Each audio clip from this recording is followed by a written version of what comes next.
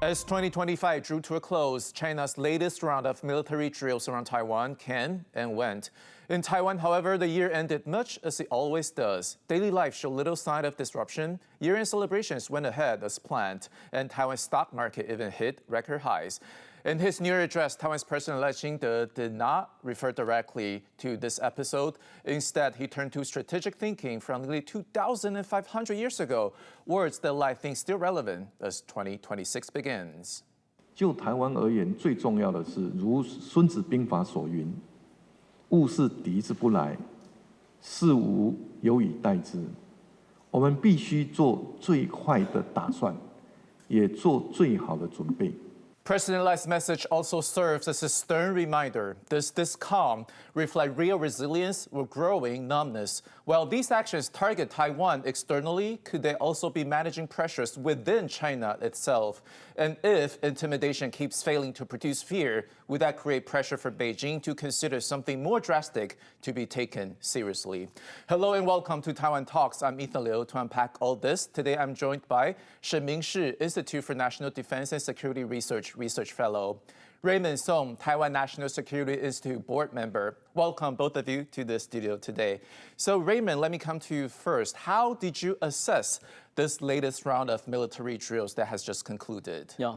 This just concluded December 2025 drill has something different from the previous one. Firstly, it was unannounced. It was suddenly announced just hours before this is scheduled to begin. So it blurs the bright light of initiation and the closure of the drills. So which means that the defense of Taiwan needs to be constantly keep alert of the possible military maneuvers around Taiwan.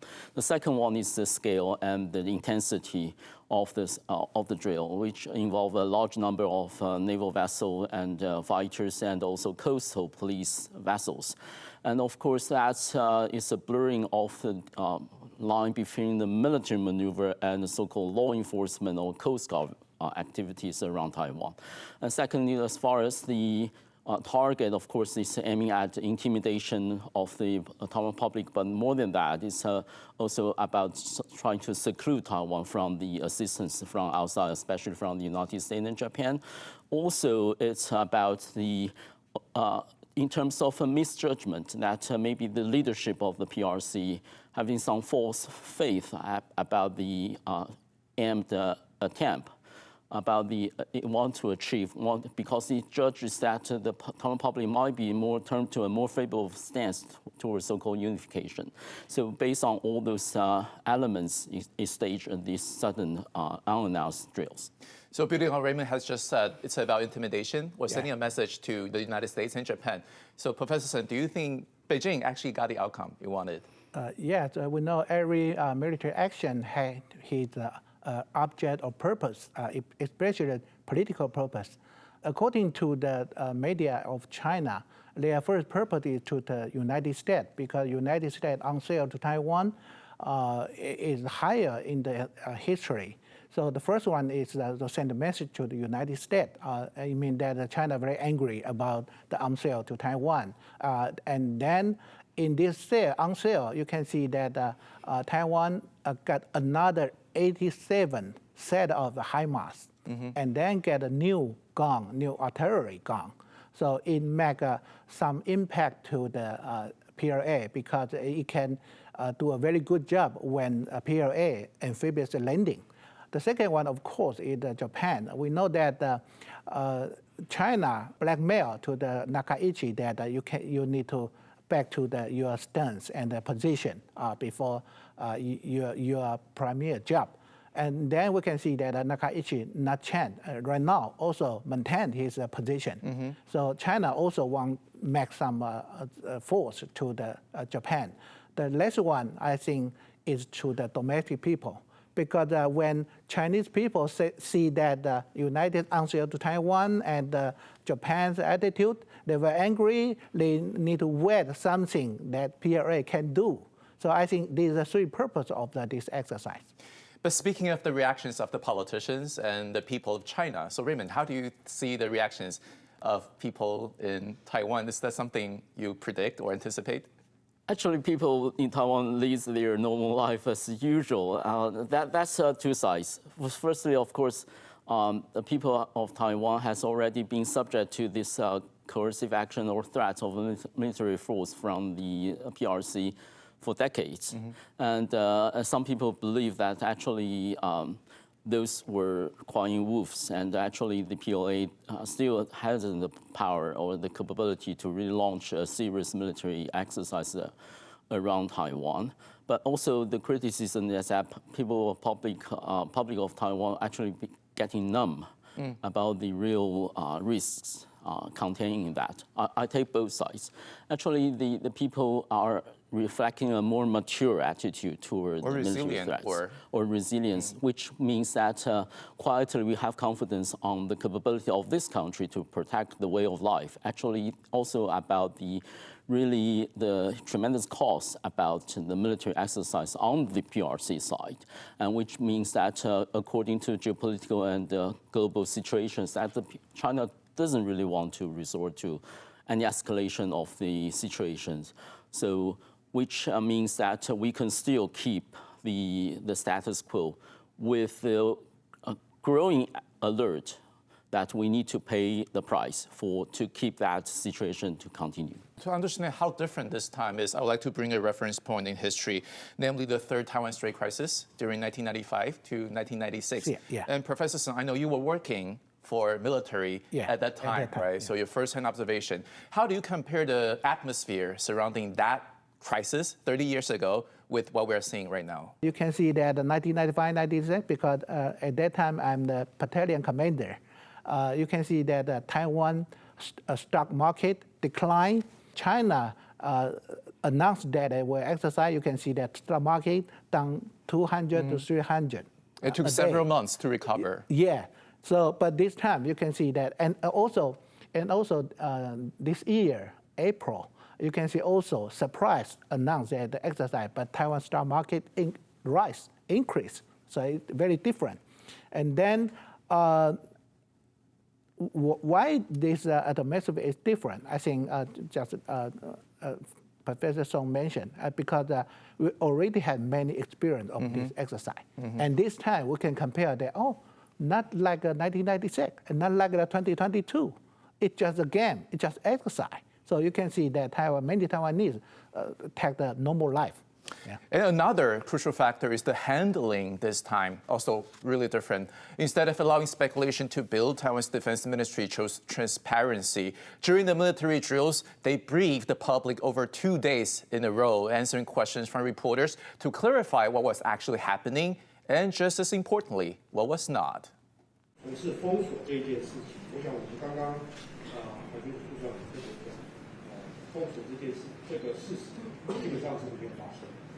这是第一点要说的。那第二个呢，回过头来，他为什么要做这件事情？主要就是希望达到他让民众相信，他们从事的这个目的已经达到。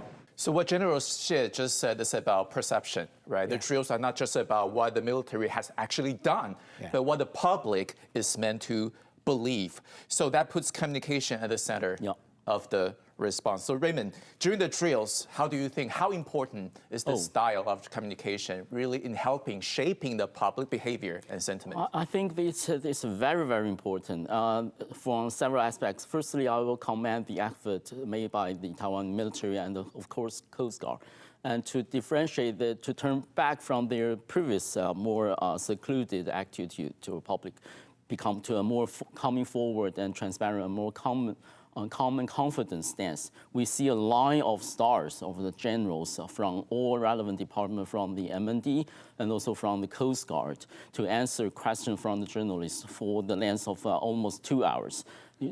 That's totally transparent and giving the very confident answers to all sorts of questions from the journalists. So that makes it very, very, the total message is that we have the situation under control. And we are so confident that we can go to meet any questions from the scratch, and at the instigation of the question, we can answer that.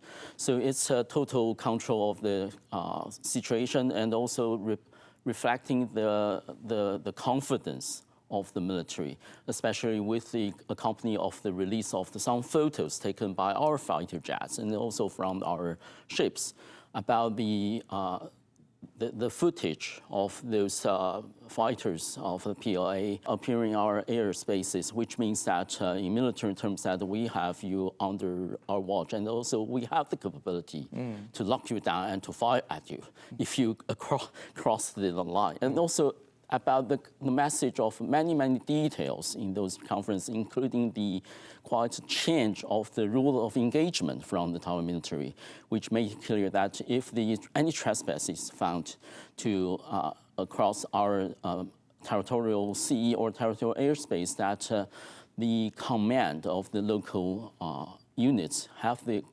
delegation to fire to stop those trespass of the territory sovereignty.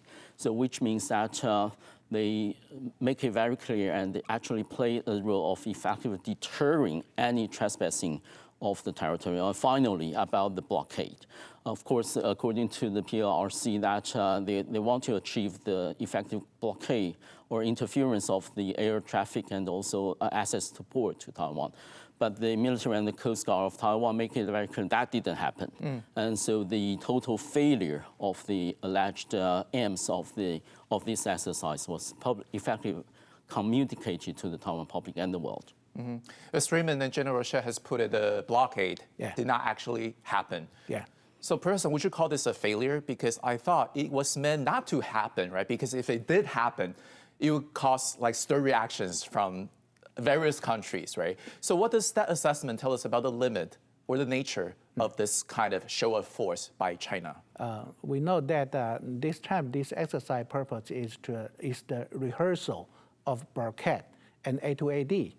Blockade, it means that you need to use your Coast Guard ship, naval ship, surround Taiwan and don't allow ship out and in. It means the blockade, right? But why General She mentioned about it not happen? It's because our Navy ship and Coast Guard ship push back PLA naval ship, because when they approaching 24 nautical mile, you can see our ship push back the ship of China. And this time you can see that their ship named Ban Chao and PLA ship Urumqi. And then when Urumqi approaching, closing to the 24 nautical mile, and Ban Chao, this ship, use their fire control radar to light, to shot to their ship. And their ship warning, go, you do a very dangerous action, and then you stop. So you can see that before this exercise, our naval ship may be low profile, but this time already show our strength, already show our strong attitude. So, and then we can also see that a normal blockade action, you need more ship. But this time, you can see that China Coast Guard ship only maybe 14 or 15. And naval ship, several weeks ago, we can see that the PLA launch exercise, more than 100 ships. But this time, only maybe 85. So much for the blockade. And more broadly, it helps to think of coercion as having many different tools. Pressure is one of them, while force is another. And blockade, which we talked about, is a way to apply pressure. And I believe that missiles and rockets fall squarely into the second category to apply force, right? So, Professor Sen, you talked about missiles playing a central role during the 1995 and 96 Taiwan Strait crisis, right? But they chose to use rockets this time. Why do you think China made that choice? Actually, in the last two exercises, PLA already used the so-called long-range rocket brigade, their rocket, to join the exercise. And last time enlarged in Pintan, and this time in two places.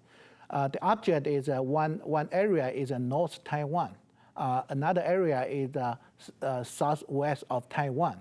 And North area around 17 rockets into that object. And the southwest area 10 rockets.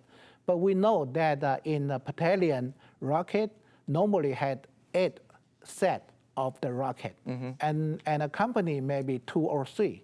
But I think 17 and 10, not a normal number, because if we run the rocket, maybe opportune company, a total, not this number. So first, why they choose the rocket?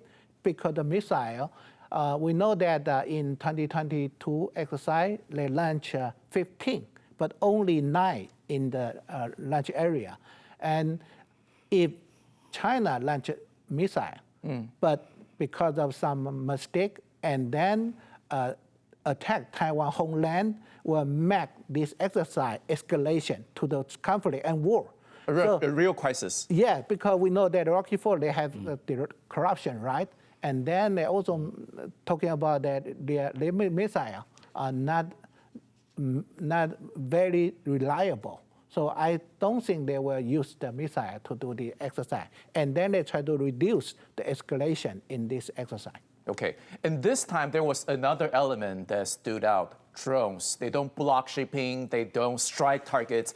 Instead, they operate in the cognitive space, shaping perception, signaling proximity, and sending a message without firing a single shot. So during the drills, the footage was also circulating on the internet. It was released by Chinese state media. As you can see right now, the structure at the center of the image was Taipei Financial Center, or nicknamed Taipei 101, which is Taiwan's most recognizable landmark and once the tallest building in the world. So Chinese state media claimed the footage was captured by a drone, creating the impression that it had flown close to the heart of the city in Taiwan, triggering intense debate and speculation. So Raymond, from your perspective and the strategic perspective and point of view, what did Beijing try to do by sending this imagery? Beijing has this obsession of seeing to what they claim to be theirs.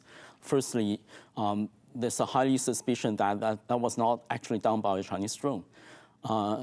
It might be a doctored image from the picture getting from the monitoring system from Taiwan itself. The second theory is that it has this drone flying near Taiwan, but not close enough. Maybe it's very near, it's on the coast of Taiwan to take that kind of long distance shot in a very remote distance. So it did not achieve its psychological warfare effect because of these previous records of PRC also have this very, very single footage. You know what's very, more very blur. No, it's not. Actually, it's been a laughing stock from the Taiwan's social medias already. Okay. So we've talked about military tools, blockades, missiles, rockets, and drones, and that messages they were meant to send. But one of the most direct responses came not from the officials or analysts, but from ordinary people on the street. In those interviews, there's a little panic. Instead, there's a calm determination to carry on with daily life. 他们只是为了他们自己的面子，把台湾化成为他们自己国家的一部分。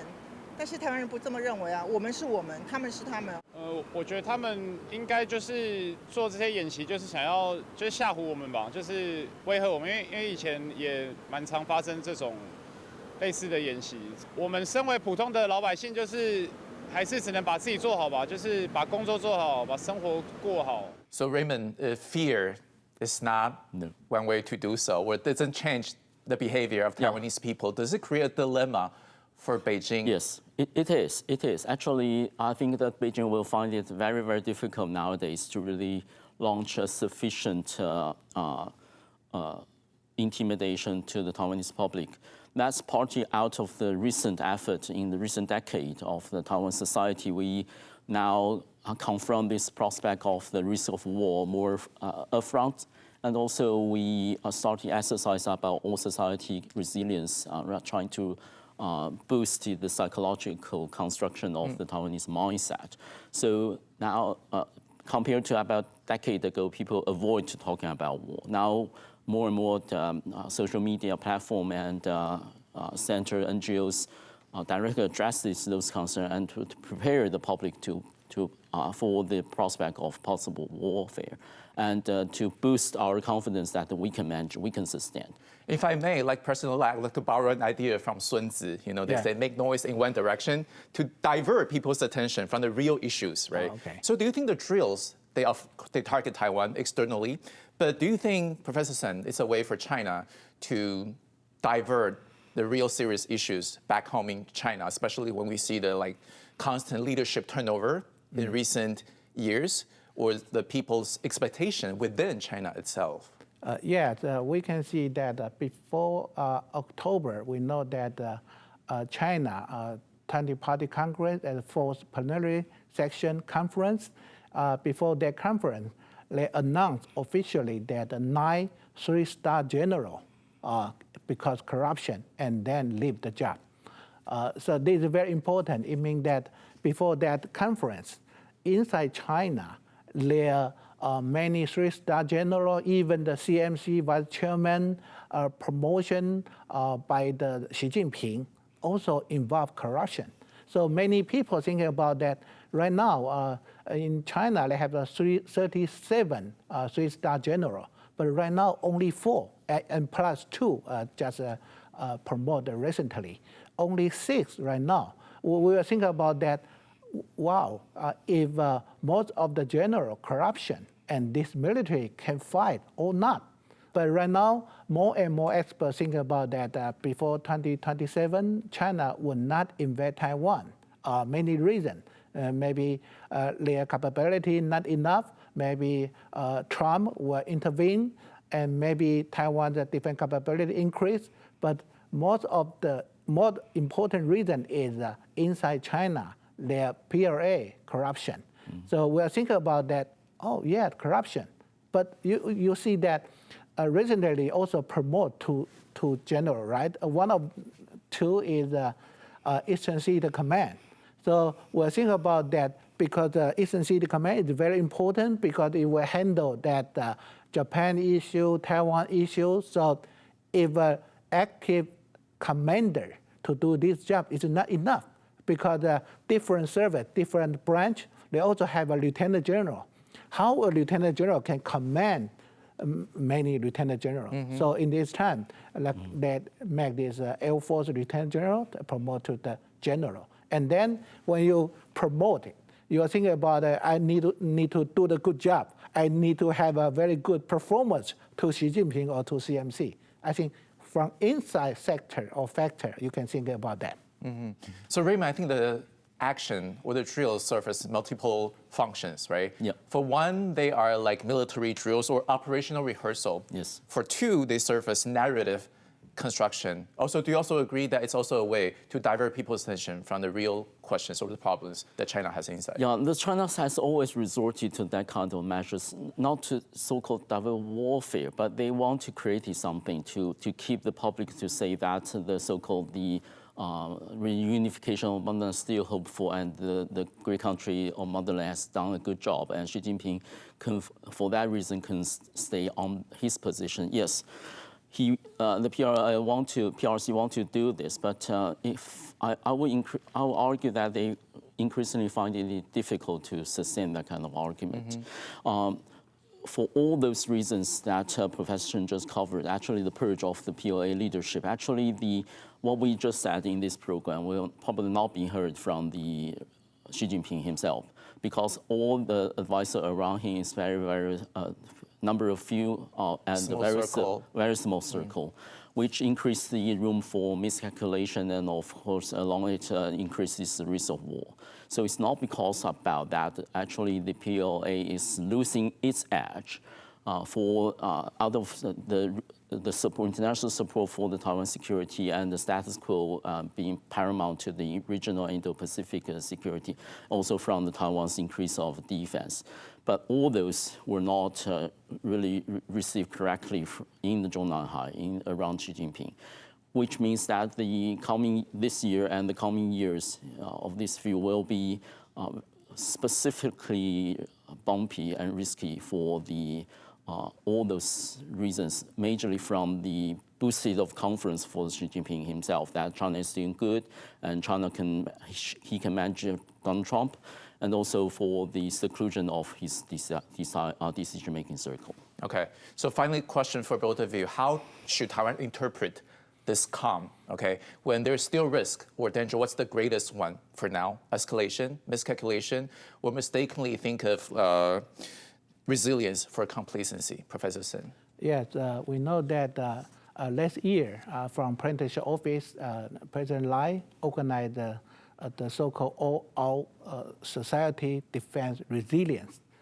including many dimension about resilience, internet, communication, but very important is psychological resilience. This is very important because China used this exercise, try to scare Taiwan people, try to change Taiwan people's mind about China, and then this is very important. But we know that inside Taiwan still have some very few people that close China. And even maybe we are thinking about that so-called the fifth column issue.